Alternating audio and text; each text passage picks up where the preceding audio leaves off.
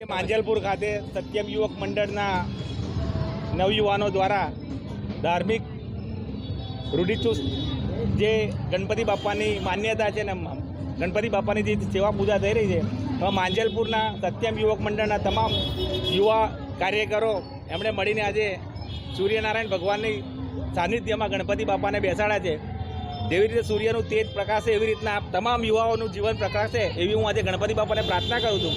અને આજે મને આ મંડળના આગેવાનોએ આજે આરતીનો જે લાવો આપ્યો તે બદલ હું તેમનો ઋણી છું। અને આવનાર દિવસોમાં મારાથી આ મંડળના છોકરાઓને જે કંઈ મદદ કરવાની આવશે કાં તો એ લોકોની સાથ સહકારની સાથે ત્યારે હું સાથે અડીખમ ઊભેલો છું। કેટલા વખતથી ગણપતિ સ્થાપના કરવામાં આ મંડળ આશરે 40 વર્ષની કાર્યરત છે અને આ ગણપતિ સ્થાપના આ જગ્યાએ થતી આવે। કઈ જગ્યાએ સ્થાપના કરવામાં માંજલપુર ગામમાં બાગોડે જીવામાના મંદિર પાસે। તમારો પરિચય? મહેશ સોલંકી, સામાજિક આગેવાન, વડોદરા શહેર।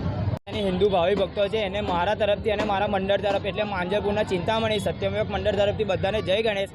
અમે આ જે છે અમારું આ મંડળ જે છે છેલ્લા 39 વર્ષથી અમે આવી રીતના ભવ્ય રીતે અમે જે શ્રીજીનું અમે બેસાડીએ છીએ। એમને 10 દિવસ એમની પાઠ પૂજા કરીએ છીએ અને આવતા વર્ષોમાં બી અમે બેસાડીશું। આ જ રીતના ભવ્ય અમે જે બેસાડીશું અને બધાને મારા જય ગણેશ। તમારો પરિચય?